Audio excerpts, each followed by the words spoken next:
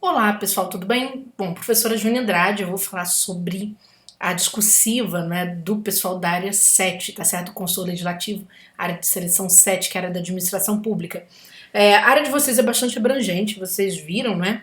E eu, no vídeo geral que eu fiz, porque agora os vídeos são setorizados, então são dicas por área. O que que eu expliquei para vocês, né, principalmente? Bom, olhando aqui, antes de eu bater exatamente na bibliografia, eu vou primeiro a distribuição das provas, tá? Para a gente ter uma noção do que nos espera em termos estruturais. Quando eu observo, pessoal, aqui a segunda etapa do meu concurso público, né, o que, que eu tenho aqui? Eu terei 5 questões, né? Com uma pontuação bastante robusta, que 150 pontos. Já na terceira etapa, 2 questões. Se a gente quer passar no concurso, gente, ainda mais no concurso para o legislativo, vocês têm que ter, é o que eu falo para meus alunos no turma de geração concursos, vocês têm que ter uma correspondência com o outro lado, uma correspondência de se notarem como exatamente como consultores. Se vocês não fizerem essa correspondência, fica muito difícil. Aí vocês passam a ver a referência bibliográfica como um desafio enorme, não é? Com provas de agendada. Então imagina, hoje, por exemplo, são 10, a prova é dia 28. E aí as pessoas ficam tensas. Ah, não vai dar tempo, vai dar tempo. Calma, calma, alto lá. Você vai ver que existe uma questão racional, existem escolhas que são racionais e que vão te ajudar pra caramba. Eu espero que com esse vídeo, né, a sua mente abra, tá? Primeiro, vamos lá. Quando a gente tem prova de legislativo, eu falo isso porque eu tenho mais de 2 décadas de trabalho com discursivas e trabalhei todos os concursos legislativos praticamente que houve no país, dos estados e da União, né, vamos dizer assim. Alguns municípios, não dá para abarcar todo mundo. Também nem todo mundo tem prova discursiva. Então o que acontece, pessoal? A bibliografia de vocês é muito extensa. Então, a parte mais acadêmica da bibliografia ela vai ocupar as questões intermediárias, as chamadas questões de segunda fase, porque é uma parte mais conceitual. Então, normalmente, a parte acadêmica, os artigos, os livros se ocupam mais dessa parte mais conceitual, que é a segunda etapa. Por quê? Porque ela traz mais conceitos, traz características, traz comparações entre modelos, tá certo? Então, é ali que a banca bate mais. A parte normativa, em geral, é utilizada na terceira etapa. Por quê? Ali a banca vai trazer para você apenas 2 questões, questões mais extensas, né? Na segunda etapa são questões mais curtas, questões ali com 12 linhas, 14, 15, 16 linhas, ou seja, são questões mais concentradas, não é? E a terceira etapa, você tem questões mais distendidas, questões mais amplas, em que a banca vai te trazer um programa de governo para você avaliar, você montar um parecer em cima. E aí o teu conhecimento de norma, os aspectos ligados à constitucionalidade, legalidade, gente, que horror, de tanto da aula, certo? O aspecto jurídico, você vai jogar tudo ali na sua análise, tá? Você vai analisar, por exemplo, questões que têm a ver com jurisprudência, bem ou mal. Mas, Júnior, isso não está no edital. Alto lá. Item 13.1, item 13.1.1. A banca vai te atualizar sobre isso. Ela vai falar o seguinte. Ela fala que aquele rol bibliográfico que você tem é um rol, não é? Que a banca pode extrapolar, ela pode buscar ali elementos que são mais atuais, inclusive normas atuais que ela não citou ali, mas que fazem parte, por exemplo, do direito administrativo e que você vai ter que saber, tá bom? Inclusive ela fala sobre, por exemplo, se tiver uma edição mais nova de algum daqueles livros que ela trouxe ali e ela quiser considerar a edição mais nova, já está valendo. Então tem muita gente que não olha para isso dessa forma, mas não é para te desesperar que eu tô contando isso não, tá? Eu vou te ajudar a organizar a sua cabeça para você estudar. Então, gente, tem que ter esse espelhamento, tem que ter cabeça de consultor. Então, num primeiro momento, né, o que o consultor faz? Ele vai analisar problemas. Né? Então, a banca, neste segundo momento do teu concurso público, ela vai trazer para você problemáticas, tá? Problemáticas, por exemplo, ligadas à administração pública e problemáticas bem atuais. Então, por exemplo, nós temos discussões muito profícuas e, de certo modo, que vão ditar um caminho para a gente, vão julgar uma luz, que é discussões como uma reforma administrativa, que se ensaiou uma discussão, né, com aquele PL, tá? PL lá de âmbito nacional, que é o 32/2020, muito polêmico, e a banca pode bater ali em cima cobrar, mesmo sendo um concurso de Minas Gerais, sim, ela pode cobrar, porque aquilo tem repercussão, né, repercussão nacional.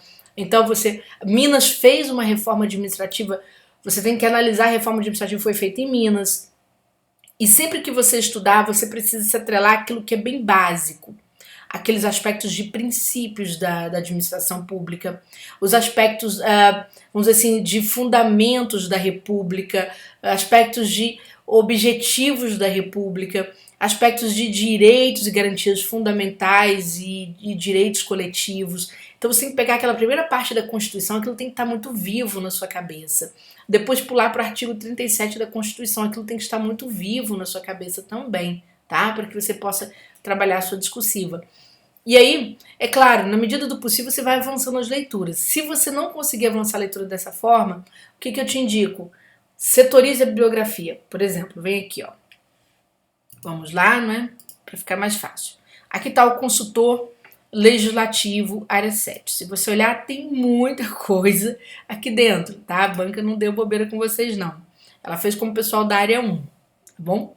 Então, por exemplo, você tem aqui a questão da Constituição, né? Toda organização constitucional. Por quê, gente? Porque essa parte que eu falei com vocês, a parte dos fundamentos da República, tá certo? Dos objetivos, a parte dos direitos e garantias fundamentais. Então ali você tem que dominar bem essa parte, tá bom? Depois de tanto que aqui, ela vai ocupar bastante isso aqui, ó. E por que está se falando isso? Porque quando você pensa numa política pública e quando a banca te pedir para você avaliar uma política pública ou pedir para você discutir a amplitude dessa política, eficiência, né, questões como eficiência, efetividade, você tem que pensar a abrangência vamos dizer assim, do setor, a abrangência setorial ou a abrangência, né, vamos dizer assim, do estado todo que aquela política pode ser considerada, tá? Você tem que pensar mecanismos, né? Gente, federalismo e federação, vai ter assunto sobre isso, é assunto bem teórico mesmo, certamente terá. Por quê? Porque a gente está discutindo reforma tributária, bem ou mal, né? Você tem um aspecto ali, vamos dizer assim, do federalismo muito forte. A própria questão do ICMS é bastante problemática, né? O papel dos entes subnacionais dentro desse processo da tributação, como que vai ser isso. Então não é que você tem que saber reforma tributária, mas é para você entender por que federalismo e federação pode cair na prova, porque você tem discussões muito profícuas sobre isso, tá? Tudo bem? Aqui na parte de separação dos poderes, né, principalmente as funções do poder legislativo, as funções clássicas, né, e vamos dizer assim, a modernização dessas funções, a questão da participação democrática, a banca vai bater muito em cima disso, mas muito, muito, muito em cima disso, tá? Então, chamo sua atenção para isso. Tirando essa parte aqui, quando a gente puxa um pouquinho, olha só, a gente vai puxar um pouquinho aqui para a bibliografia, né? O que fica muito chamativo aqui? Como eu falei para vocês, né? Os aspectos que têm a ver com o federalismo brasileiro, principalmente leituras modernas. Gente, onde tem Fernando Abruzzo tem questão, tá? Vocês podem ter certeza. Onde tem Fernando Abruzzo tem questão de prova ali em cima desses materiais. Então, se você está sem tempo para ler, bata bastante nesses artigos do Fernando Abruzzo e companhia, porque é importante, tá? Ele vai trabalhar essas questões assim dentro de uma ótica muito inovadora, uma ótica bastante, vamos dizer assim, bastante moderna. Então você precisa observar essas questões, tá? Tanto que ele vai falar sobre o significado das reformas administrativas, tá certo? No Brasil, e aí tu já vai olhando para esse período, né, um período talvez mais burocrático, assim, de desburocratização do Estado, e já vai pensando em mecanismos mais gerenciais, mecanismos mais modernos, tá bom? Porque a banca vai bater em cima disso. Você vai ver que essa questão, por exemplo, do federalismo, voltando um pouquinho, né, ela aparece em outros aspectos do teu material, tá vendo? Aqui, olha só. A banca, aqui você tem a autora discutindo a questão democracia, federalismo e centralização no Brasil. Então se vai discutir, quando fala nessas questões de democracia, federalismo e centralização, o papel dos entes subnacionais principalmente, tá? Será que esses entes subnacionais, eles perderam poder ao longo desse processo de se discutir a estrutura, a organização, tá certo, estrutural do Brasil em termos federativos? ou você teve um aumento desse poder. Como é que se dá a participação agora, né, numa configuração, por exemplo, política, numa configuração de política pública, tá certo? Numa reforma tributária, qual que é o papel do Estado? Será que esse papel do Estado é um papel de articulador, um papel de colaborador, né? É um papel de legislador? Em cima de que matérias necessariamente, tá? Então você tem que olhar o que é da competência do Estado para que você possa entender essa participação do Estado, né? Se essa participação ela foi ampliada, se essa participação foi encurtada, principalmente na prestação de serviço público, tá, gente? Você pega o serviço público, por exemplo, o SUS, como que está pactuado em termos de, né, em termos federalistas, a questão do Sistema Único de Saúde. Por que eu falei da saúde? Porque a gente teve o problema da emergência de Covid. Isso é questão de prova. Vai ser muito difícil a banca, não, mesmo que ela não fale de SUS, mas você pode usar como exemplo na hora de você fundamentar. Por quê? Porque existem questões que a banca traz para você assim, conceitue tal fenômeno, por exemplo, administrativo. Aí tu vai lá, traz o conceito. Quando você traz conceito, você pode trazer uma aplicação daquele conceito com base em um exemplo que você conheça. Portanto, é muito importante que você conheça esses mecanismos, né? Vamos dizer assim, que lidam com o federalismo, que estão sendo discutidos, que é o caso da reforma tributária, é o caso de uma reforma administrativa, é o caso, por exemplo, ou mecanismos que ainda serão, né, serão ainda, ou que ainda estão em estudo, que é o caso ou de coisas que já aconteceram, foram mais recentes, que é o caso, por exemplo, do SUS, né? Como que os estados, vamos lembrar que durante a pandemia os estados tomaram frente, né, em processos decisórios diante da inação do governo federal. Então a gente viu ali, né, os estados se reunindo para que eles pudessem, ali junto ao Supremo Tribunal Federal, pudessem tomar medidas, né, com base na Constituição, medidas aí de proteção da população, medidas de regulação, tá certo, daquela inconsistência. Então você tem que observar como que isso está pactuado, qual que é o papel do Estado, qual é o alcance, o tamanho do braço do ente estadual. E assim a gente vai, por exemplo, o acesso, pessoal, à informação, né? Aí você tem que trabalhar as questões também que são bem atuais, aquilo que eu falei com vocês. A banca não vai ficar presa a, vamos dizer assim, a tão somente essa bibliografia. Você, às vezes, pode ser convidado, né? Quando cai em questões de justificativa, questões de análise, tem que ter cabeça de consultor. A banca te pede para você analisar, por exemplo, né, a questão do sigilo, tá certo? Do sigilo dos atos públicos, o sigilo dos atos, né, de governos, por exemplo. A gente passou 4 anos, né, com, por exemplo, o governo federal colocando tudo que ele podia sob sigilo. E aí, de repente, a banca te pede para você fazer análise desse sigilo. Então, você tem que bater em cima de princípios, bater em cima de condições, né? Quais são as condições para o sigilo, aquilo que é regra, aquilo que é exceção. Então, você tem a lei de acesso à informação pesando. A questão dos dados, bem ou mal, né? A administração pública lida muito com dados, por mais que a banca não tenha falado sobre a Lei Geral de Proteção de Dados, você tem que ter uma noção, pelo menos, do significado dessa lei e da importância disso, por exemplo, na prestação do serviço público, no resguardo, no controle, né, desses dados e tal. Você tem, por exemplo, aqui, você tem uma bibliografia que vai falar sobre a racionalização dos atos e procedimentos administrativos. Ora, quando você tem mudanças, você tem reformas administrativas, será que a reforma de Minas foi uma reforma que racionalizou, tornou a administração mais eficiente ou aumentou o braço do Estado, tá certo? Será que essa reforma, como é que ela recaiu sobre o servidor público, sobre, né, pessoal? Ela traz inovação tecnológica, que há uma preocupação com isso por conta do Estado gerencial. É uma reforma que prevê uma ampla participação da sociedade, de certo modo, em alguns setores ali que foram reformados. Né? Você teve, como é que ficou o desenho institucional, o desenho estrutural do Estado, né? Ou seja, do Poder Executivo Mineiro.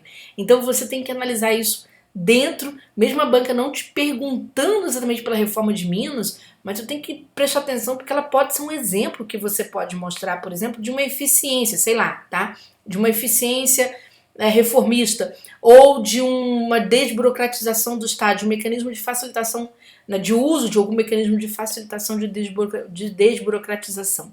Então, é dessa forma.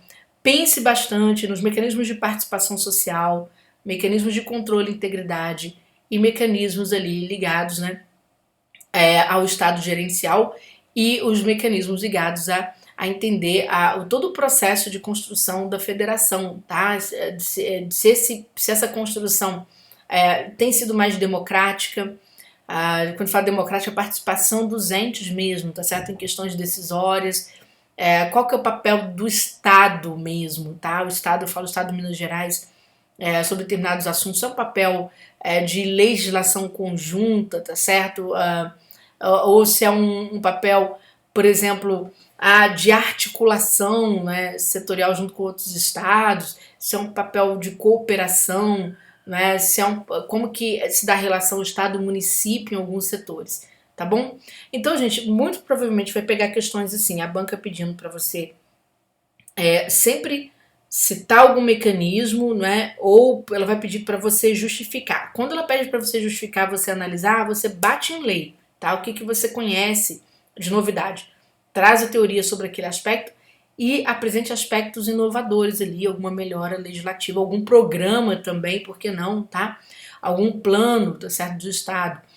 Aspectos de planejamento governamental, Minas tem planos aí, a gente tem alguns planos administrativos para o Estado mineiro. Como que isso se dá por que é um plano, por que é um planejamento, vamos dizer assim, né? Por que se dá de forma, o que está dentro disso? Porque sempre que você for estudar, você tem que pensar em causas, os aspectos que levaram àquela consecução, àquela concepção daquele projeto, ou daquele plano, ou daquele programa, né? O que levou, os aspectos causídicos. Depois você tem que analisar os efeitos, tá certo? Se não tivesse aquele plano, quais seriam os efeitos? Ou a falta de um planejamento, em determinado setor, qual é o efeito? Processo de avaliação de políticas públicas pesam pra caramba no concurso de vocês, principalmente processos de avaliação que sejam mais modernos. A gente tem artigos que vão trabalhar a questão dessa modernidade no processo de avaliação de políticas públicas. Então, quando você tem esses modelos mais modernos, né, aqui a gente tem, por exemplo, aqui o controle da burocracia com tablet, mas aqui acho que não é bem, não sei se é bem esse artigo. Sim, é esse artigo 5 que vai falar sobre políticas públicas no Brasil, as interseções analíticas. Então você vai ver, por exemplo, processos de avaliação que são mais robustos, né, mais modernos na aplicação dessas políticas. Então isso tudo é muito importante, tá certo? Porque aí você trabalha bem dentro da tua área, trabalha bem dentro da sua área e não deixa de trabalhar com a inovação, tá? Então a questão do federalismo, a questão da avaliação de políticas públicas, a questão do gerencialismo, né, dos processos de desburocratização, as questões reformistas, como que elas entram nesse espaço. A base da República você precisa ter muito bem consolidado, porque nós tivemos um dia 8 fervendo, né, dia 8 de janeiro, fervendo no Brasil. Que setores da democracia, né, vamos dizer assim, ali foram mal trabalhados, que gerou aquele procedimento, quais são as causas, né, daquele processo. Então, claro, se você joga isso para o leigo, ele vai explicar aquilo, aquilo foi fake news, periquito, papagaio, né? A gente está vendo uma discussão sobre informação, por exemplo, agora, sobre controle da informação, então você tem que ficar atento, olha, direitos fundamentais, como que isso entra, o que é o Estado regulador dentro desse processo, né? Que está pensando num órgão regulador da informação em face de aprovação de uma lei, né? Que possa regulamentar fake news. Ao mesmo tempo você tem o quê? Você tem leis ligadas à informação, né? A lei de acesso à informação, que é outra coisa, mas que vai nesse setor de transparência, nesse setor de informação bem ou mal. Então, você tem que ficar atento, né? Que fatores, por exemplo, deram errado, não foram tão tranquilamente trabalhados. O que faltou no Brasil? Faltou, por exemplo, uma noção ampla de democracia participativa, né? Faltou uma noção ampla de transparência. A falta de transparência das ações governamentais fez com que as pessoas não entendessem as instituições estatais e aí questionassem resultados políticos, não é? Ou seja, aquilo tudo foi consequência de fatores de base, de mesmo havendo mecanismos robustos de transparência, mas a falta da divulgação, certo, dessa transparência. Então você tem que observar ainda, né, uma certa burocracia em cima desses setores que já tem uma normativa, um conceito mais moderno, mas que não funcionam tanto por conta dessa falta de uma transparência mais ativa, né, e não uma transparência mais passiva dessas questões. E aí a população mais desavisada, não é? Acaba indo contra a democracia, acaba indo contra as instituições republicanas em função dessa falta de conhecimento, tá bom? Bom, espero ter aclarado bastante, né, aqui bastante questões para vocês.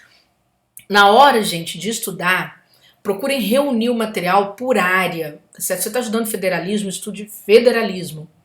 Comece por aquilo que é mais abrangente, por conceitos mais abrangentes. Porque se não der tempo de estudar, pelo menos você pegou um abrangente de cada setor. Se você entrou nas questões para discutir, por exemplo, modelos administrativos, separa a literatura por modelos administrativos, né? Patrimonialismo, burocracia, etc. Aí você estuda ali, pega o que tem de mais abrangente. Já pega o mais abrangente e já pula para o inovador, porque a banca vai bater em cima. A avaliação de políticas públicas separa ali uma pastinha para isso. Então não fique estudando pela ordem, que não vai dar certo, tá? Então você tem que ter essa cabeça mesmo de consultor. Tem que trabalhar por área e procure sempre trazer uma hierarquia para o teu estudo. O que é mais abrangente aqui? Existe uma norma nacional que trata disso aqui, então eu vou estudar essa norma nacional. Tem um autor que fala sobre conceitos mais abrangentes sobre isso. E esse aqui é mais moderno. Estude aquele que te dá base e procure entender por que esse aqui traz um aspecto moderno. Porque a banca vai bater em cima disso. Tá certo? Porque consultor traz o quê? Quando o parlamentar vai atrás de um consultor, ele vai atrás de uma norma, né, uma proposição normativa, ele quer saber se aquilo pode ser proposto, ou se você tem alguma ideia para que ele possa levar para o parlamento. Então tu tem que saber a base e tem que saber a inovação, sempre assim, tá certo? O que não dá para estudar no meio, você pula. Por que eu falo da base? Porque quando a banca te pede para você justificar alguma coisa, a banca traz uma frase sobre controle, por exemplo, na administração. Uma frase do Fernando Abruzzo. E aí ela te pede para você analisar aquela sentença. Ora, você pode analisar partindo de questões principiológicas, tá bom? De questões principiológicas ali, lá no artigo 37 da Constituição, se você não tiver aquela leitura, então alguma coisa te salva. E salvo disso aí, gente, tem que escrever bem. Por quê? Porque muita gente vai ignorar isso, eu vou falar muito seriamente sobre isso. A parte gramatical pesa demais nisso. Demais. O que eu chamo de pesar demais? Quando você olha para a parte gramatical, por exemplo, uma questão de curta extensão, ela não pode ter muitos problemas de clareza, porque vale um ponto. Não é? Ela tem que ter uma boa concertação sintática, vale um ponto. Você já pode ver que a questão de pontuação já vale meio ponto, vale bem menos. Por quê? Questões de curta extensão, você tem menos uso de vírgula. Então a banca não está tão interessada nesse critério. Tá? Mas, por exemplo, uma questão assim, de coesão, de coerência, ela vai analisar. Tá bom? Por isso que eu citei esses aspectos. Não deixe de praticar uma escrita dedicada ali, prestando atenção no que você está escrevendo, né? Fazer construções mais curtas, períodos mais curtos, para você evitar erros, tá? Então veja que é uma prova muito técnica. Você não vai entrar lá sabendo tudo, pode relaxar que não vai saber mesmo. Mas se você tiver uma boa base daquilo que é bem basilar e tiver um exemplo, associar aquele elemento basilar um exemplo mais moderno, vai conseguir sim estudar, tá certo? Vai conseguir sim apresentar uma discursiva ali, né, pelo menos efetiva, ou seja, entregar questões, tá? E é isso que a gente espera, tá bom? Excelente temporada de estudos para você.